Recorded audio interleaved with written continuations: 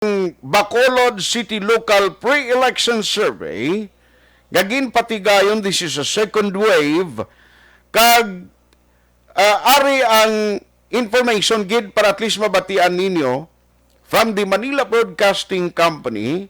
No? We have Ma'am Nerissa Nunag sang MBC Research para magplastar sa aton sa naging resulta sang ginpatigayon nga survey. Ma'am Nerissa, magandang umaga po. Welcome sa Action Radio Bacolod. This is Action Art. Magandang umaga, Action Art. Apo, welcome po. Happy New Year, ha? Belated sa inyo. Happy New Year din po. Apo, Ma'am Nerissa, nakaantabay na ho mga taga Bacolod City doon sa naging result, pre-election survey. Can you please give us the details now, ma'am? Sige po, tayo po'y magsimula na. Noong nakaraang December 11, 2021, nagkaroon po tayo ng local survey para sa Bacolod. Meron po tayong 300 samples at ang ating margin of error ay 5.63%. Basahin ko na po ang resulta ng ating local survey. Para po sa mayor, nanguna po si Albi Benitez with 58.42%. Sumunod po si Bing Leonardia, 40.59%. Meron po tayong undecided pa na 0.99%. Para po sa pagka-vice mayor, nanguna po si Elcid Familiaran, 49.5%. Sumunod po si Cesar Distrito, 27.39%. Sumunod po si Wilson Gamboa, 21.45%. At meron po tayong undecided pa sa Vice Mayor na 1.65%. Para po sa Congressman, nanguna po si Greg Gasataya, 57.76%. Number 2 po, si Dan Atayde, 32.34%. Number 3 po, si Willie David, 4.29%. Sumunod po si Romy Gustilo, 2.31%. Panglima po si Nonong San Miguel, 1.65%. Meron po tayong undecided din para sa congressman na 1.65%. Yes, ma'am. Para po sa councilors, nanguna po si M. Ang, 54%. Sumunod po si Cindy Rojas, 44%. Sumunod po si Renecito Novero, 42%. Number 4, Archie Baribar, 40%. Number 5, Israel Salanga, 40%. Number 6 to 7, Carl Lopez and Paddy Saison, 38%.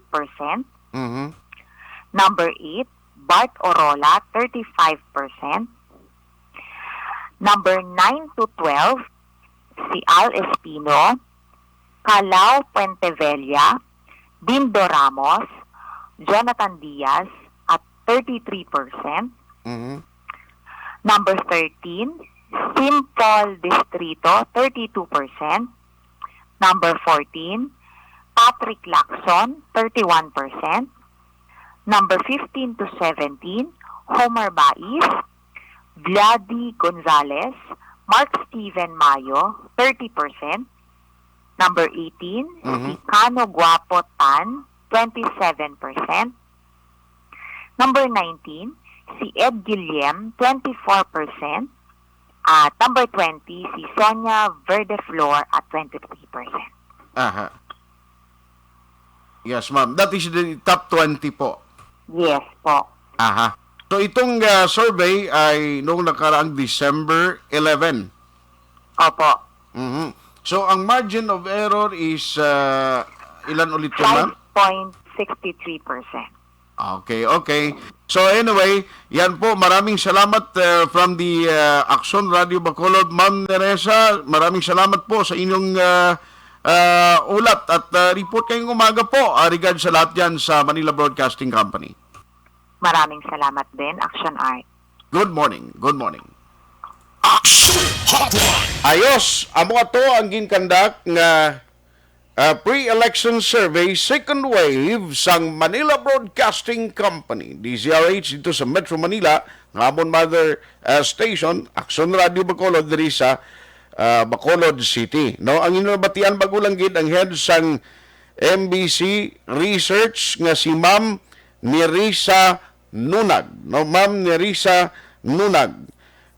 December 11, 303, margin of error is 5.63%. Now, sa nasiling ko nati ang sa Bacolod City, hindi magindi siya amuning bisa kabilugan na abi kabalo kati election that is another thing kay tanan niya nga butante ng magabuto mo. Pero ini nga result, kung ikaw kandidato, ti medyo pulo panilag ka na no, kag medyo bulubatyag ka na, kapin pagid kon medyo manubo ang nakuha mo nga score. Again, suliton ko, this is an independent, wala sa nagkomisyon diri kundi this is an Action Radio and Manila Broadcasting Company pre-election survey second wave nga ginpatigayon. Suliton ko lang aring kopya ko diri, sa pagka-mayor ang nagpanguna si Albi Benitez PDP laban with 58.42%. Nagasunod ang incumbent mayor, Mayor Bing Lunadia with 40.59%. May undecided nga 0.099. Kag sa pagka-BC Alkalde, El Cid Familiar nagpanguna 49.50%. Sisa Distrito 27.39%. Wilson Gamboa Jr., 21.45%.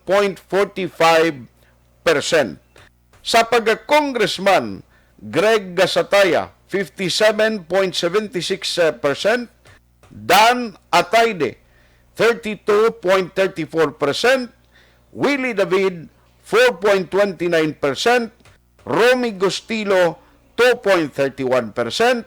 Nonong San Miguel, 1.65%, may undecided man nga 1.65%. For councilors, M ang nagpanguna with 54%. Cindy Rujas number 2, 44%. Number 3, Rinicito Novero, 42%. Archie Baribar number 4, 40%. Israel Salanga number 5, 40%. Number 6, kag number 7, Patas si Carl Lopez kag Tadi Saison. Ang number 8, si Bart Orola with 35%. Ara naman sa ikasyam, pulo, 11 kag 12, Patas ang skon nila actually. Al Espino, 33%. Calao Pontevilla, 33%. Dindo Ramos and Jonathan Diaz with all 33%. Simple Distrito number 13, 32%. Patrick Lacson number 14, 31%. Homer Baez number 15, 30%. Vladi Gonzales, 30% pa, number 16. Kag Attorney Mark Steven Mayo, 30%, number 17. Si Kano Tan, numero 18, 27%. Number 19, si Ed Guillem with 24%. Sonia Verdiflor, number 20, with 23%. Jason Villarusa, amo ni siyang number 21, with 21%. Celia Flor, number 22, with 21%. Marlon Solidom, number 23, with 17%. Alan Arroyo with 14%, number 24. No, idalas dason ko na ni para at least ang ibanding nga mga candidates mabatian Manila bala kon mga aspirants. Number 25, diri sa survey sang Manila Broadcasting Company, Cesar Biloria, no? Number 25 siya with 14%. Dr. Chris Surungo, number 26 with 13%. Rico Villafuerte with 13%, number 27. Number 28, Pau C, 11%. Number 29, Eduardo Padillos. Attorney Padillos is 10% ang nakuha niya. Number 29. Cash Montalvo, number 30. with 9%. Number 31, LR Contreras with 9%. Number 32, Fermin Nacionales with 8%. Number 33, Vic Hico with 7%. GP Hawod, number 34, with 7%. Bong Hermosura, number 35, with 6%. Christian Weber, number 36, with 5%. Kenneth Ayan Bilario with 4%, number 37. Last but not least, number 38, George Aujero with 4%. Action Hotline. Amo na siyang independent survey, second wave, nga result sa Manila Broadcasting Company. Kapay pa mag-survey ini, ngagiya sa magkandidato as we approach sa ginatawag nga campaign period. Madugay pang eleksyon sa bulan pa sang Mayo. Damo pa ang sarang nga matabo. Bantayan ang third wave nga pre-election survey sa Manila Broadcasting Company kag Action Radio Bacolod. Action Hotline.